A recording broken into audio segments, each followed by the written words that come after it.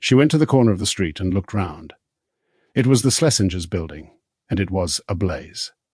Lyra turned away from the blazing building at once and walked steadily towards the centre of the city.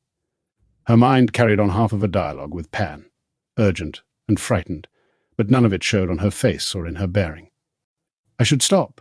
I should find out if they're safe. I know I can't. It would only make it worse for them, apart from anything else. It's because of me that it happened. Whoever set the fire is probably watching to see if anyone runs out. Or I'll write to them as soon as... I can't stay here in Smyrna now. Got to get out as soon as possible. Who am I? What was my witch name? Tatiana. And a patronymic. Tatiana Asrilovna. Maybe that gives too much away. Georgiovna. If only I had a passport in that name. But witches don't need passports. I'm a witch. A witch disguising herself as a, dowdy girl. Depressed and dowdy, just so people don't look at me. Oh God, I hope Anita and Bud are all right. Perhaps he's still at his office and doesn't know about it. I could go and tell him, but I don't know where that is. I must be Oakley Streetish about this. If it was intended for me, then I'd be dangerous for them. What should I do? Get away. But the train doesn't leave till. Oh, get another train. Where does the next train stop? No trains for Aleppo. There's one for a place called Seleucia. Agrippa mentioned that. Go there today. And the Blue Hotel, the City of the Moon. Between Seleucia and Aleppo. That's what I'll do. Maybe first find somewhere quiet and try the new method again. People get their sea legs, and then they stop feeling seasick. Perhaps I could try that. And get together. With Malcolm. Yes. But I don't know where he is. The letter was posted in Bulgaria, but he could be anywhere now. He could have been arrested. In prison. He could be dead. Don't. Think like that. Oh, Pan, if you're not at the Blue Hotel, I don't know if I can go any further. Why? Do Damons go there? But I've got the princess's list of names in Aleppo. And that merchant there, Bud Schlesinger, told me about this morning. What was his name? Mustafa B. Oh, this is horrible. Danger all around, people. Who want to kill me. Even the Master of Jordan only wanted to put me in a smaller room, not kill me. I wonder how Alice is now. Pan, we might not like each other much, but at least we're on the same side. And if they kill me, then you won't survive. In the Blue Hotel or anywhere else. Self-preservation, Pan, if only for that. Why did you go there?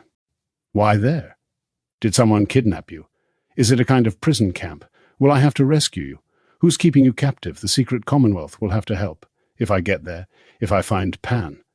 If. The one-sided conversation sustained her for part of the way to the station. It was so hard to make herself move slowly, though, to be dull and depressed.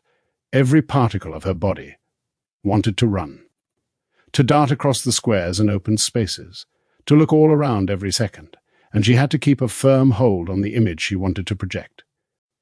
Being invisible was hard work, unrewarding, soul-crushing work. She was passing through a district where a number of temporary camps had been set up for the people displaced from their homes further east. In the next few days, perhaps, these people would be trying to find passage across the sea to Greece, and perhaps some of them would suffer shipwreck and drown. Children were running about on the stony ground. Fathers stood in groups talking, or SAT smoking in the dust. Mothers washed clothes in galvanized buckets, or cooked over open fires. And there was a barrier that was invisible and intangible between them and the citizens of Smyrna. Because they had no homes. They were like people without daemons, people missing something essential. Lyra wanted to stop and ask them about their lives and what had brought them to this state of things. But she had to be invisible, or at least forgettable. Some of the young men glanced at her, but not for long. She felt their flickering attention like the touch of a snake's tongue. And then it withdrew. She was successfully uninteresting. At the railway station, she tried one counter after another, until she found someone who could speak French, which she thought would be safer than English. The train for Seleucia was a slow one, stopping at what seemed like every station on the way, but that suited her. She bought a ticket and waited on the platform in the late afternoon sun, hoping she was transparent. There was an hour and a half to wait. She found an empty bench near the cafeteria, and she sat there and kept watch all around while trying to seem invisible. She had one shock as she came to the bench and saw her reflection in the cafe window. Who was this dark-haired stranger in glasses? "Thank you, Anita," she thought. She bought some food and drink for the journey and returned to the bench. She couldn't stop her thoughts circling back to the Schlesingers' apartment building. If Anita hadn't spotted the fire soon enough, if she hadn't managed to get out, thoughts. That didn't bear thinking, kept crowding in and shouldering aside her pretended passivity. A train came in and disgorged a platform full of travellers. Among them were several families, who looked only a little better off than the people she'd seen in the camp and on the streets. Mothers in heavy clothing and headscarves, children carrying toys or torn shopping bags, or sometimes younger brothers or sisters, old men harassed and exhausted, carrying suitcases or even cardboard boxes containing clothes. She remembered the riverboat docking in Prague and the refugees getting off. Would any of these people make it that far? And why was the cause of this great movement of people not reported in Brighton? She had never heard of anything like it. Did the press and the politicians think that it would have no effect on her country? Where were these desperate people hoping to get to, anyway? She mustn't ask. Mustn't show any interest at all. Her only hope of getting to the city of the Daemons and finding Pan was to hold her tongue and restrain every instinct of curiosity. So she watched as the newcomers gathered their possessions and slowly dispersed. Perhaps they'd make for the port. Perhaps they'd find a shelter in one of the camps. They might have a little more money than the people she'd seen shipwrecked, which had allowed them to take the train. They might find somewhere affordable to lodge. Before very long, they had all left the station, and then Lyra found the platform getting busier with people from Smyrna itself, commuting home after their day's work. When the Seleucia train came in, it filled up quickly with these commuters. She realized that if she wanted a seat, she'd better move quickly, and hurried to get on board, and found one just in time. It was a corner seat. She made herself small and insignificant. The first person to sit next to her was a heavy man in a Homburg hat who looked at her, curiously, as he set his bulging briefcase down beside him. It was only when his mongoose daemon whispered in his ear, curling herself around his neck and peering myopically at Lyra, that he realized something was wrong. He said something sharply in Turkish. "Pardon," Lyra murmured, sticking to French. "Excusez-moi." If she had been a child, her daemon would be a puppy, abjectly wagging his tail and trying to appease this big, important, powerful man. That was the mood she tried to project. He wasn't happy about it, but as the only result of moving away from her would be that he'd have to stand, he remained in his seat and turned away in extravagant distaste. No one else seemed to notice, or they were all too tired to care.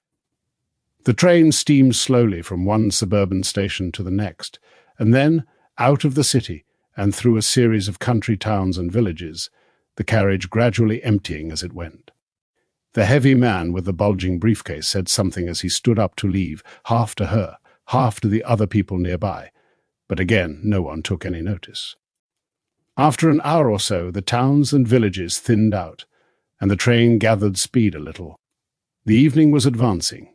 The sun had vanished behind the mountains. The temperature in the compartment was falling. And when the conductor came through to inspect tickets, he first had to light the gas lamps before he could see. The carriage consisted of a number of separate compartments linked by a corridor along one side. In Lyra's compartment, once the commuters had all got off, there were 3 other travellers, and in the new light of the gas lamp she studied them without looking directly.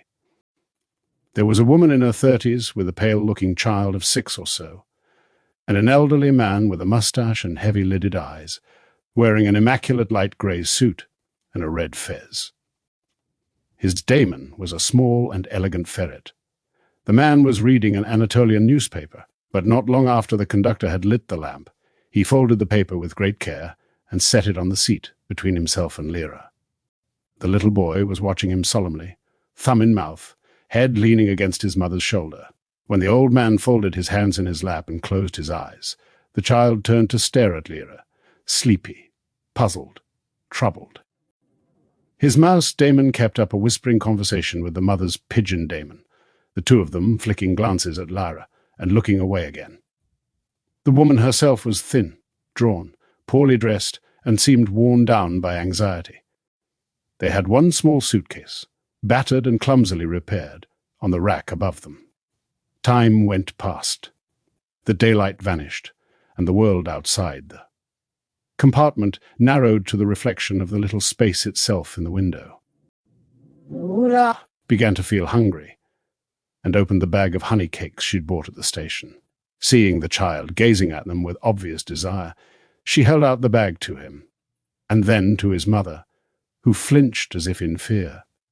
But they were both hungry, and when Lyra smiled and gestured to say, "Please take one," first the little boy, and then his mother slowly reached in and took one out.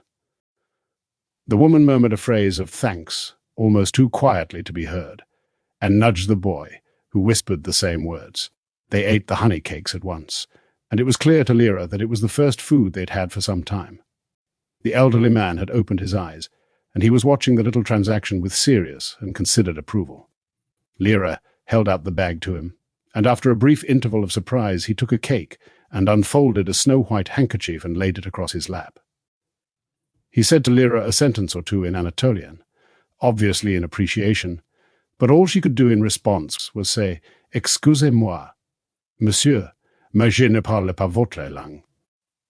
He inclined his head, smiled with dignified courtesy, and ate the cake in several small bites. "That was a most delicious honey cake," he said in French. "Very kind of you." There were two left in the bag. Lyra was still hungry, but she had some bread and cheese too, so she offered the cakes to the mother and her child. The boy was keen but anxious, and the woman at first tried to refuse, but Lyra said in French, "Please take them. I bought far too many for myself." "Please do." The man translated her words, and finally the woman nodded and let the boy have one, but she wouldn't take the last for herself. The man had an attaché case of brown leather, and he opened it and took out a vacuum flask. It was the sort that had 2 cups as part of the top, and he unscrewed them both and set them on the case next to him, where his ferret, Damon, held them steady as he filled them with hot coffee. He offered the first cup to the mother, who refused, though she seemed to want it, and then to the child, who shook his head doubtful, and then to Lyra, who took it gratefully. It was intensely sweet, and that reminded her of the bottle of carbonated orange drink that she'd bought at the station. She found it and offered it to the child. He smiled, but looked up to his mother, who smiled too and nodded her thanks, and Lyra unscrewed the top and handed it to him. "Are you travelling a long way, mademoiselle?" the old man said. His French was flawless. "A very long way," Lyra said, "but on this train.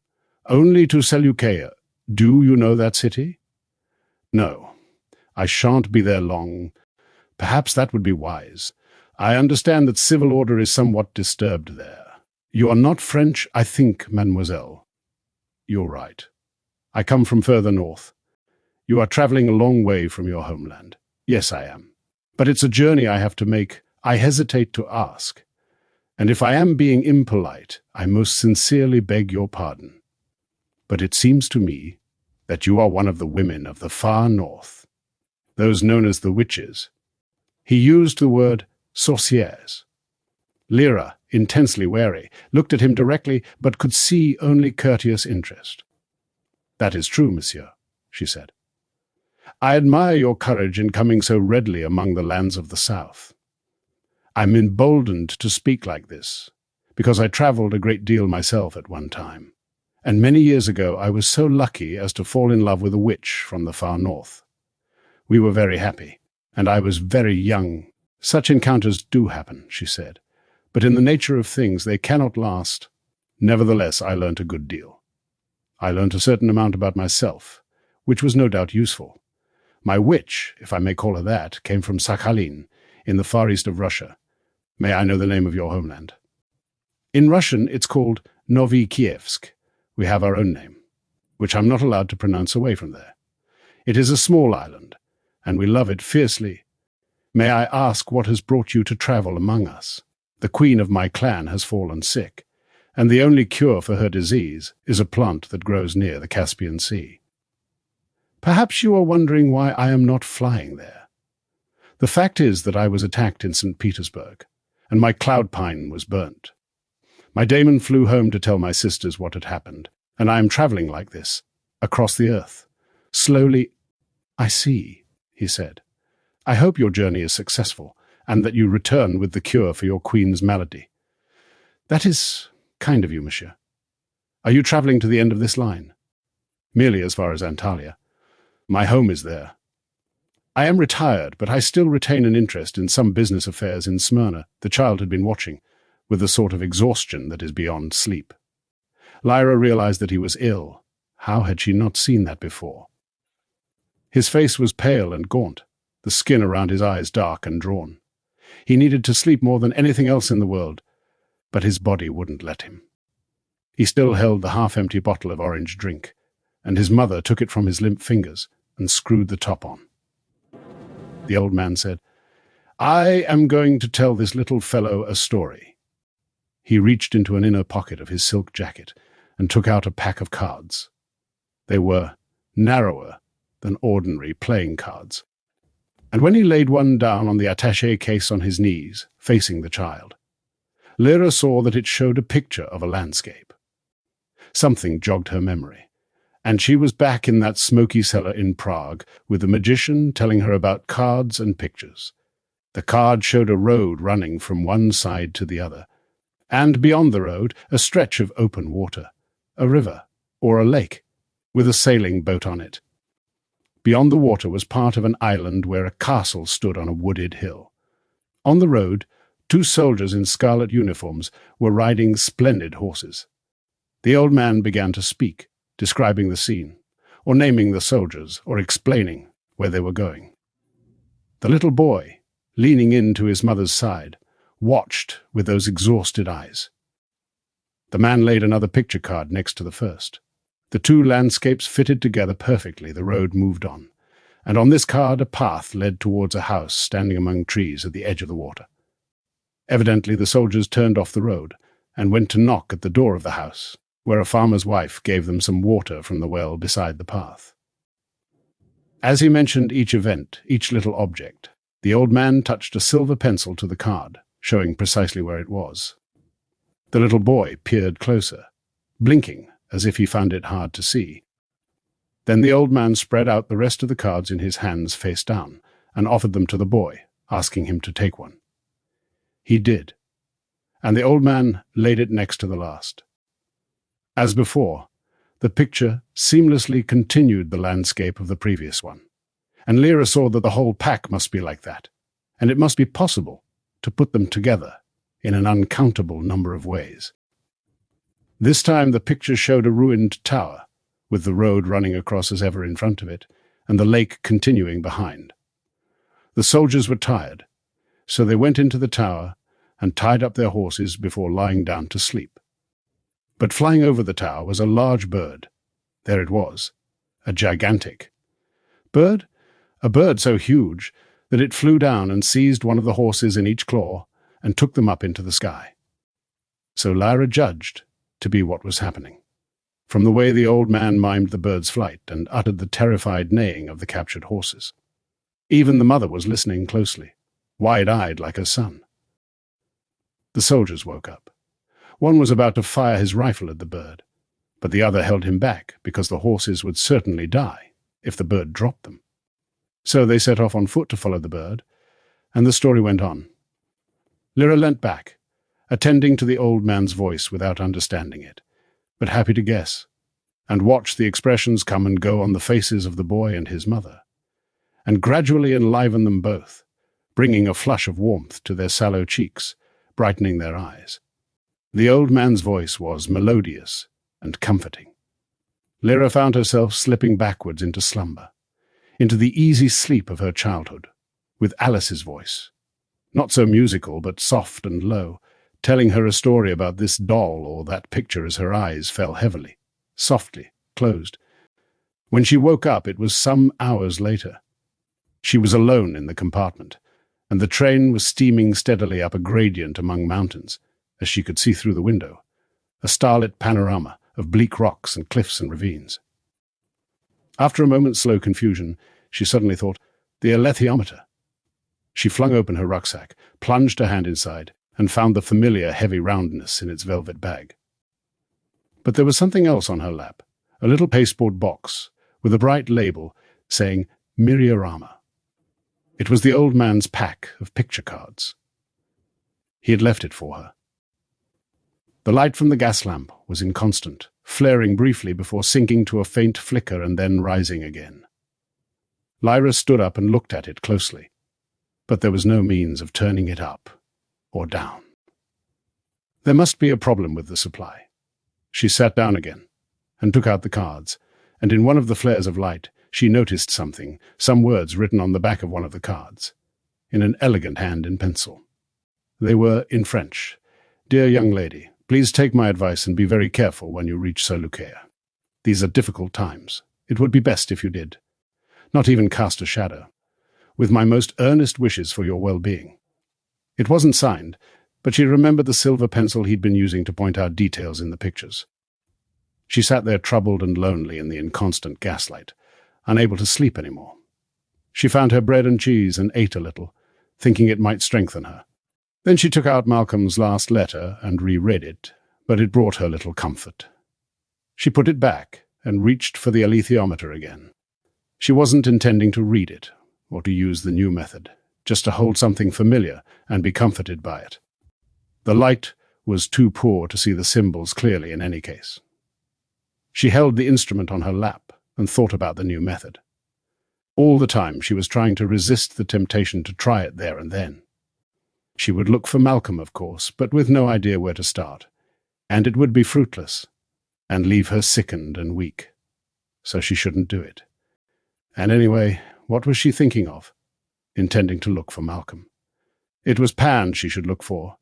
She gathered the little cards together with an automatic hand. That was the phrase that came to her, as if her hand were purely mechanical, not alive at all, as if the messages from her skin and her nerves were changes in the anbaric current along a copper wire, not anything conscious.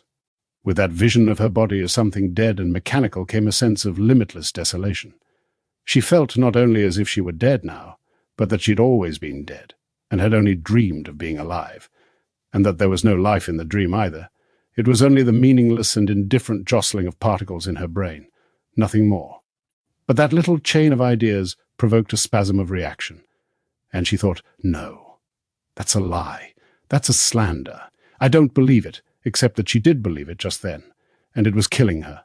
She made a helpless movement with her hands, her automatic hands, which disturbed the little cards in her lap and sent some of them falling to the floor of the carriage. She leant down to pick them up. The first one she found showed a woman, alone, crossing a bridge. She was carrying a basket, and was herself wrapped up in a shawl against a cold day. She was looking out of the picture as if directly at Lyra, who saw her with a little jar of self-recognition. She set the card down on the dusty seat beside her, and picked up another at random, and set it beside the first. This one showed a number of travellers walking along beside some pack-horses. They were going in the same direction as the woman, from left to right, and the bundles on the animals' backs were large and heavy-looking. Make them camels instead of horses, sweep away the trees, and replace them with a sandy desert, and they could be a camel train on the Silk Road. As faintly as a bell, tolling just once a mile away on a summer evening, as tenuous as the fragrance of a single flower borne indoors through an open window, there came to Lyra the notion that the Secret Commonwealth was involved in this. She picked up one more card. It was one of those the old man had come to in his story, the one with the farmhouse and the well among the trees. She saw what she hadn't seen before. There were roses growing over an archway outside the door. She thought, I could choose to believe in the Secret Commonwealth. I don't have to be skeptical about it. If free will exists, and I have it, I can choose that. I'll try one more. She shuffled the cards and then cut them and turned over the one on the top. She laid it next to the last. It showed a young man, a knapsack on his back, walking towards the pack-horses and the woman with the basket. To the uninflected eye, he probably looked no more like Malcolm than the woman with the basket resembled her, but that didn't matter. The train began to slow down. The whistle blew, and a lonely sound it made, which Lyra seemed to hear echoing among the mountains. There was a French poem she used to know, about a horn blowing in a forest. There were isolated lights on the slopes, and then more lights lit buildings and streets. They were coming into a station. Lyra gathered all the cards together and put them with the alethiometer in her rucksack. The train came to a halt. The name of the station, painted on a board, was not one she recognized. At all events, it wasn't Seleucia, and it didn't seem to be a large place, but the platform was crowded. It was packed with soldiers. She moved further into the corner and held her rucksack on her lap.